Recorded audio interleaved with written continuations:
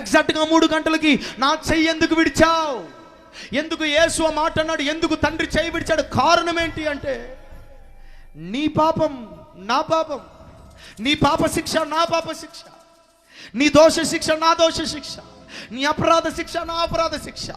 పాప పరిహారార్థ బలిగా, అపరాధ పరిహారార్థ బలిగా, ప్రాయశ్చిత్త బలిగా ఇదిగో 7 రకములైన బలులు పాత నిబంధనలు ఉంటే ఆ 7 బలులు ఒకే ఒక బలిగా చేసి, ఒక్కొక్క బలికి ఒక్కొక్క జంతువుని పక్షిని బలిస్తే అన్నిటికీ ఒకే ఒక బలిగా యేసు క్రీస్తు ప్రభువారు ఆ శిలువ మీదకి ఎక్కగా ఆ 3 గంటల వేళ సర్వమానవాళి పాప శిక్ష అంతా ఆ పాపం అంతా యేసు మీదకి వచ్చేసింది.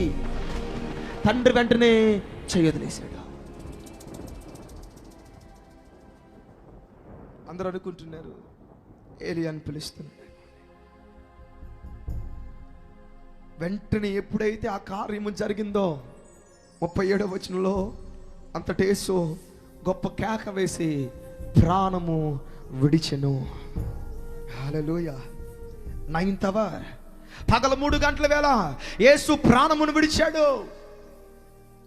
నీ శిక్ష అంతా ఆయన మీదకి వెళ్ళిపోయింది. అంటే అర్థం ఏంటి చెప్పనా?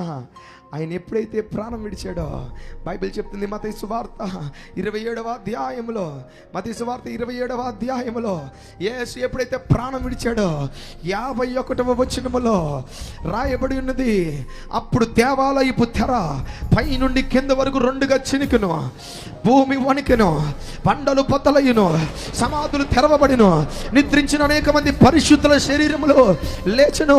ఆత్మీయ మండలములో ఒక సాధారణమైన కార్యము జరుగుతుంది. ఆ పగల 3 గంటల వేళ యేసు ప్రాణము విడిచిన వేళ భూమి వణికింది, బండలు బద్దలైపోయినాయి. కొన్ని సంవత్సరాలుగా విమోచన కొరకు కనిపెడుతున్న అనేకులు సడన్ గా పైకి లేవనెత్తబడ్డారు. చప్పలు కొట్టండి. ఆ పగల 3 గంటల వేళ ప్రారంభించబడినదే ఉజ్జీవం. గట్టిగా చప్పలు కొట్టండి.